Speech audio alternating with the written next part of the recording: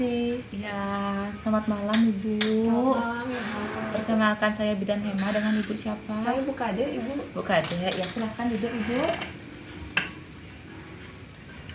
Terima kasih Bu. Iya. Setelah itu menutup pintu, menutup gorden, menutup jendela untuk menjaga privasi pasien. Ada yang saya bisa bantu Ibu? Begini Bu, selamat malam Bu Bidan. Saya ingin bertanya bagaimana caranya menjaga organ genitalia pada wanita ya? Gitu Bu ya. Di sini Bu, yang pertama yaitu Ibu harus mengenali keputihan. Keputihan itu ada dua, yaitu keputihan fisiologis dan patologis. Keputihan fisiologis itu yaitu keputihan yang normal, yang jumlahnya sedikit, tidak berbau dan tidak berefek gatal, yang warnanya itu bening biasanya Bu.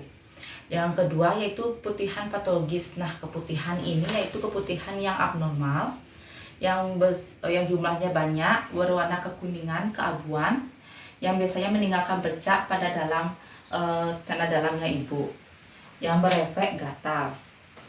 Nah, yang kedua yaitu cara membasuh vagina, yaitu cara membasuhnya itu dengan hati-hati dari saat kita BAB dan BAK, buang air kecil dan buang air besar. Karena kan genitalia itu kan mudah lecet Bu ya. Jadinya bersihnya itu hati-hati menggunakan handuk atau handuk yang lembut atau dengan tisu, jangan yang kasar-kasar ya. Setelah itu cara cebok yang benar. Cara cebok yang benar itu kan banyak ya yang salah nih sekarang itu langkah-langkah cebok yang benar. Cebok yang benar itu dari genitalia langsung ke pantat. Jangan dari pantat langsung ke depan, karena itu kan pantat itu kan banyak mengandung bakteri. Jadi biar tidak masuk sampai ke genitalia. Setelah itu penggunaan pembalut. Nah, kita itu kan haid itu kan setiap sebulan sekali Bu ya. Penggunaan pembalut ini penting untuk mengetahui juga bahan yang digunakan, jangan sampai membuat alergi. Apakah Ibu pernah alergi dalam penggunaan pembalut? Nah, sampai sekarang sih belum pernah, aman-aman saja Dok. Iya. Oh gitu nggih. Nanti diharapkan pada saat menggunakan pembalut itu diganti 4 sampai 5 kali sehari. Walaupun haidnya tidak penuh, tetap diganti. Gunanya untuk mencegah terjadinya pertumbuhan bakteri pada vagina kita. Setelah itu pada saat penggunaan WC umum. Nah, ini penting sekali Bu. Pada saat penggunaan WC umum ini kita lihat juga air dalam bak mandi. Kita lihat bersih atau tidaknya. Apakah ada jentik. Biasanya kalau saya sih ke WC umum tuh biasanya kurang, hygiene-nya itu kurang biasanya Bu.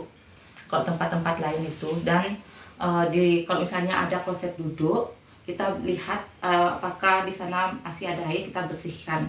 Sering-sering bawa tisu kemana-mana tuh bawa tisu dibersihkan biar kita nggak lembab di genitalia kita. Setelah itu penggunaan handuk. Nah, penggunaan handuk ini misalnya dalam keluarga, penggunaan handuk ini satu orang satu handuk, jangan berganti-gantian Bu ya. Kalau saya Bu ya, kalau handuk itu ada 3 Bu saya pakai. Handuk untuk kepala beda, untuk badan beda, untuk genitalia beda. Ini sangat penting sekali untuk menjaga kebersihan untuk kebutuhan diri kita sendiri, personal hygiene kita. Setelah itu penggunaan celana dalam. Nah, penggunaan celana dalam ini patut kita harus pilih-pilih Bu ya. Yang bagus itu menggunakan celana yang mengandung kain katun. Nah, untuk menggunakan celana dalam kain katun ini yaitu untuk memudahkan diserap oleh keringat. Jika salah memakai kain untuk celana dalam kita itu dan tidak terserap, itu akan menimbulkan pertumbuhan bakteri, virus juga bisa Bu. Setelah itu hindari menggunakan celana panjang yang terlalu ketat dan tebal. Boleh, tapi jangan terus menerus. Setelah itu pada saat bulu genitalia kita patut kita mencukurnya itu sebagian Bu. Kalau sudah terlihat lebat panjang itu patut dicukur sebagian. Boleh Bu ya, dicukur sebagian untuk menghindari kelembapan pada vagina kita. Setelah itu penggunaan Ibu misalnya pernah menggunakan gini deodoran, pencuci bedak vagina, antiseptik vagina, pernah Ibu pakai? Enggak pernah, Bu. Nggak pernah ya. Jika Ibu mau pakai boleh, tapi jangan terlalu berlebihan dan jangan terus menerus Bu ya. Soalnya jika kita pilih juga untuk antiseptiknya itu kita lihat ingredientnya itu, kita lihat pH-nya berapa. Biasanya pH normal itu 3,8 sampai 4,2 sesuai dengan pH genitalia kita dan sesuai dengan konsultasi juga ya. Ingat konsultasi ke dokter, ke bidan juga boleh ya. Setelah itu ke pola nutrisi. Nah, pola nutrisi ini penting sekali Bu ya untuk menjaga daya tahan tubuh kita terhadap penyakit. Kita harus membangun sistem kekebalan tubuh kita. Adapun nutrisi itu yang kita perlukan yaitu ada jeruk. Nah, jeruk ini penting Bu untuk membangun sistem kekebalan tubuh kita. Kalau bisa ada paprika. Paprika itu bagus Bu, vitaminnya itu 3 kali dari jeruk. Setelah itu boleh Ibu setiap pagi itu boleh buat jahe hangat, itu boleh rutin buat Bu ya. Bagus itu buat tubuh kita. Sayurnya bayam, nah bayam juga bagus. Habis itu makan buah pepaya. Itu lengkap Bu untuk menjaga daya tahan tubuh Ibu. Apakah Ibu sering gini minum jahe hangat setiap pagi? Setiap pagi. Kebetulan saya tidak senang jahe, Bu. Tak senang jahe? Aduh. Kenapa Ibu nggak senang jahe? Bu, rasanya Bu seperti pedas-pedas gitu Bu, saya kurang suka. Pedas, aduh pedas. Ya udah boleh ganti jeruk ya. Ya itu aja juga Ya, jeruk, biasanya, bayam, ya. boleh sayurnya. Ya Saya bayam. biasanya gini Bu, saya buatin tomat pakai air hangat biasanya Bu. Oh tomat. Iya, gimana itu Bu kalau saya minum tomat pakai air hangat? Bagus nggak Bu? Bagus, tapi untuk daya tahan tubuh tuh bagusnya itu jeruk Bu. Jeruk, paprika Ibu suka? Oh, paprika mahal Bu. Saya jarang makan paprika, saya seringnya makan cabai. Ya, ya apa? Yang penting, yang penting Ibu, yang penting ada bayam, pepaya. Kalau itu kan Ibu bilang mahal, ya emang agak mahal. Tapi kandungannya juga bagus. Nah, selain itu kalau bisa bayam juga bisa Bu. Ada pepaya juga bisa. Ya mudah dicari itu ya. Setelah itu melakukan gini Bu, mengolah stres kita. Dalam hidup kita ini pasti kita menghadapi cobaan dalam hidup kita ini, menghadapi masalah dalam hidup kita. Jika Ibu ada masalah, ada apa gitu masalah dalam keluarga Ibu atau sekitar lingkungan Ibu, boleh bicara sama teman-teman dekat yang mudah dipercaya. Yang kedua, melakukan pekerjaan atau kegiatan yang bermanfaat, yang Ibu senangi, dan melakukan hobi. Apa Ibu hobi suka? Suka hobi apa Bu? Oh, saya hobinya tidur Bu. Ya boleh tidur, itu merelaksasi kita juga. Sama kayak saya juga Bu, kalau saya stres itu Bu ya, kalau banyak ada masalah gitu, biasanya saya dengar lagu, nonton film juga, itu juga bagus untuk diri kita, untuk menjaga fisikis kita, untuk mengolah stres kita juga bagus. Apa hobinya Ibu suka itu dia boleh dijalani Bu ya. Setelah itu kita ingat juga kita punya Tuhan. Nah, kita harus sering-sering beribadah, bersembahyang, mendekatkan diri kepada Tuhan Yang Maha Esa. Setelah itu memberikan afirmasi positif Bu kepada diri kita, mencintai diri kita sendiri Bu ya, mencintai diri kita sendiri, jangan terlalu menyalahi diri kita, memberikan afirmasi positif. Nah itu Bu, saya hampir setiap hari pagi-pagi sekali di sekolah itu saya lakukan meditasi. Bagus nggak itu Bu ya sebenarnya Bu ya? Itu bagus Bu, itu malah bagus. Berapa kali Bu biasanya melakukan meditasi di sekolah? Biasanya saya karena ikut program sekolah, ya saya cuma sekali aja Bu tiap pagi saya ikut meditasi. Oh, iya. Sering-seringnya saya pada saat meditasi saya tidur Bu, nggak sengaja. Aduh Ibu, itu Ibu bukan meditasi, Ibu kelelahan Bu. Oh gitu, nggak makanya hobi saya tidur Bu.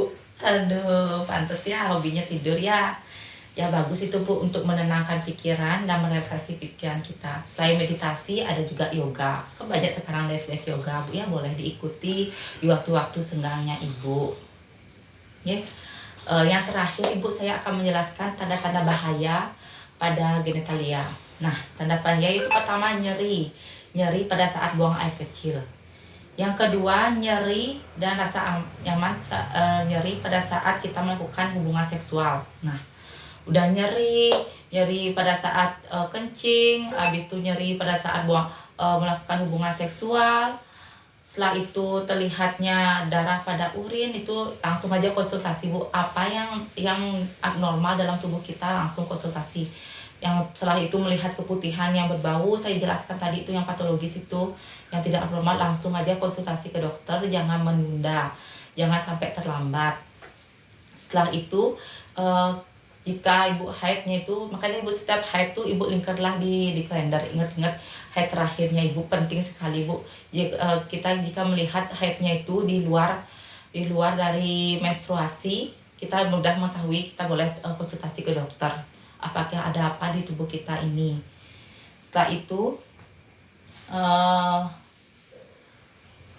habis itu misalnya ada berbau juga keputihannya, tadi saya jelaskan tadi Bu ya. Ada pertanyaan Ibu dari yang saya jelaskan dari saya ada pertanyaan Ibu.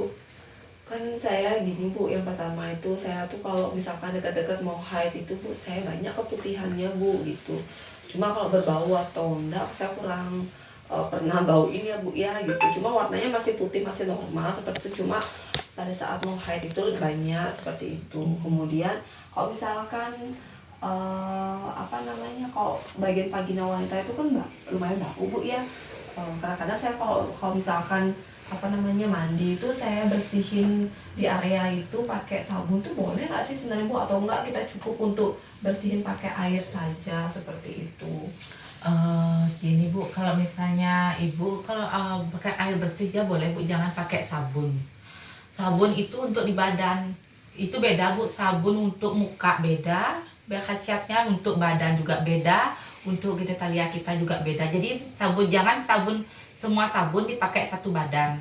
Semua itu beda-beda dan kandungannya juga pun berbeda. Jangan sampai ke genitalia.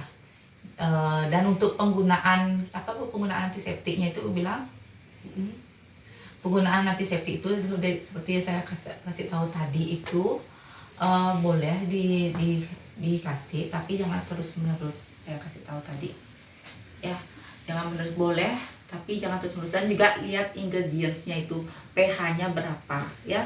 Tadi kan saya jelaskan pH-nya itu dari 3,8 sampai 4,2 ya, sesuai dengan pH normal kita ya. Soalnya di genitalia itu ada gini Bu, ada bakteri baik. Jangan sampai bakteri baik itu mati. Soalnya itu kan penting untuk menjaga genitalia, pertahanan tubuh di genitalia kita ya. Itu bakteri-bakteri baik jangan sampai terbunuh karena pH kita yang selalu memakai antiseptik di atas lebih dari pH kita begitu. Seperti itu ya. Ya, dan Ibu bilang untuk keputihan yang Ibu jelaskan itu yang putihannya berbau nggak Bu waktu Ibu gini tuh? Ada nggak bau apa gitu gininya pas Ibu buka tuh? Nggak berbau? Kurang tahu sih Bu ya, tapi ya kadang-kadang bau sih Bu, cuma ya baunya itu seperti apa? Baunya apa? Amis? Apa cuma bau kayak biasa, putihan biasa, dan itu nggak terlalu busuk itu baunya? Enggak sih terlalu menyengat Bu, cuma memang agak bau aja. Sama itu sih paling sering adanya keputihan yang paling banyak itu ketika saya dekat-dekat mau mens gitu.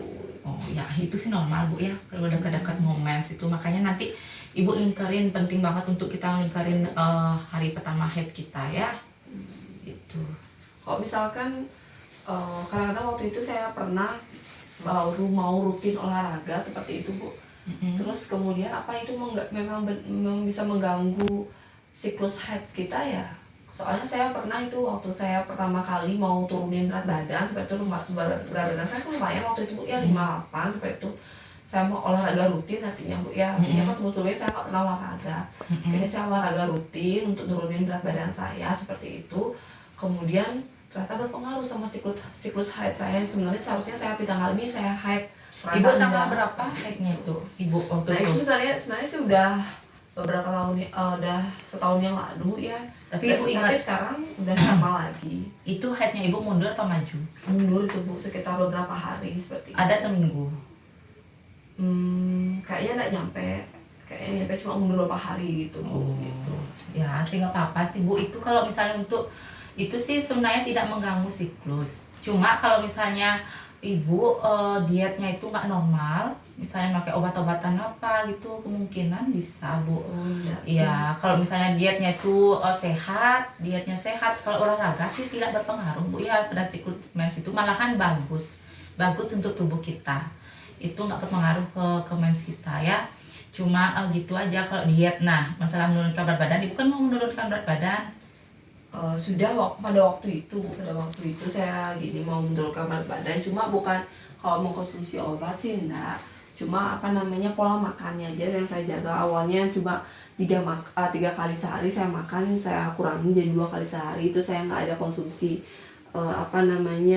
minum-minuman yang manis, kemudian goreng-gorengan, itu saya kurangin semua. Artinya saya di hari itu saya mulai makan yang biasa aja, cuma dikurangi aja porsinya sama ininya, itu aja. Cuma ya, nah ketika saya mulai itu haid saya itu jadinya kurang, artinya siklusnya seharusnya saya udah mens di tanggal itu agak mundur seperti itu. Bisa juga Bu karena gini juga karena, tapi ibu waktu makan itu makannya itu bergizi. Lemes nggak ibu waktu ibu mau gitu melakukan mengurangi makannya ibu, lemes nggak? Kalau lemes sih enggak Bu ya, karena saya lumayan juga itu olahraganya, saya sehari 2 kali itu waktu itu, karena pandemi waktu itu kan Bu ya, jadi karena kerjaan juga di rumah kayak gitu. Kalau lemes sih enggak, saya karena juga olahraganya 2 kali, yaitu pagi sama sore seperti itu. Cuma paling tiba-tiba di porsi yang memang kalau saya makan misalnya 3-4 kali sehari seperti itu, tiba-tiba jadi 2 hari ya, paling malamnya aja saya agak lapar gitu aja sih Bu. Yang penting ibu dietnya itu bagus, sehat, dan pada saat mengurangi makan boleh, tapi yang bergizi Bu makanannya ya, yang bergizi. Habis itu ada pertanyaan lagi Bu? Enggak sih Bu, cukup itu aja sih Bu. Nanti mungkin kalau misalkan saya ada keluhan lagi di bagian tentang menstruasi saya, atau enggak di bagian vaginan saya, mungkin saya akan konsultasi lagi ke ibu seperti itu. Nanti mungkin ibu boleh saya minta nomor teleponnya ibu mungkin? Boleh Bu. Saya nanti untuk konsultasi Bu kayak gitu. Ya soalnya saya kerja dari pagi sampai sore, jam 5 sore saya mau pulang Bu kayak gitu. Siapa tahu nanti saya bisa konsultasi online dengan ibu seperti itu. Ya boleh ibu. Ini nomor HP saya Bu ya. Gimana Bu? Soal apa Sa? Ya Bu. Oh iya. Oh iya, ya nggih. Bisa catat Bu ya? Ya, dengan tercatat Bu ya. Saya dokumentasi dengan nama Ibu Kadek siapa? Bu Kadek Sri Bu. Ibu Kadek Sri. Jenis kelamin perempuan. Alamatnya di mana Ibu? Saya dari Amerika Bu, kebetulan. Dari Amerika. Iya. Di sini tinggal di mana? Ya, kebetulan saya dari pasar Bu. Kebetulan suami saya lagi cuti kerja, jadi kami putuskan untuk pulang kampung seperti itu Bu. Jadi mau sini kampung suami apa kampung Ibu? Kampung suami di Denpasar, saya di Karangasem Bu gitu. Tapi dari Amerika. Iya. Kebetulan suami saya kerja di sana Bu gitu. Kita coba hidup di sana lah seperti itu gitu. Oh, punya anak Ibu? Sampai belum sih Bu kayak gitu. Belum. Udah lama nikah? Baru sebulan yang lalu saya nikah. Makanya saya pulang dari Amerika ke sini, saya nikah sama suami saya gitu. Kebetulan kita ketemunya di Amerika seperti itu. Ada mau rencana punya anak? Ada pasti Bu, pasti. Iya, pelan-pelan aja nggak apa-apa Bu ya. Iya. Berarti Ibu nggak ada mau mendekat ini mau rencana punya anak ya? Iya, nanti paling ya kita mau pacaran dulu Bu setahun kayak gitu, setelah itu baru kita putuskan untuk punya anak seperti itu. Tadi Ibu konsultasi tentang genital sudah saya rekam Bu ya. Iya. Nanti Ibu boleh telepon saya lewat WA, boleh tanya-tanya konsultasi lagi ya. Kalau ada pertanyaan lagi Bu? Ya itu saja Bu. Itu aja ya. Terima kasih Ibu ya. Ya. Terima kasih telah menyaksikan konseling genitalia pada wanita. Semoga bermanfaat dan terima kasih. Semua Om Santi Santi Om.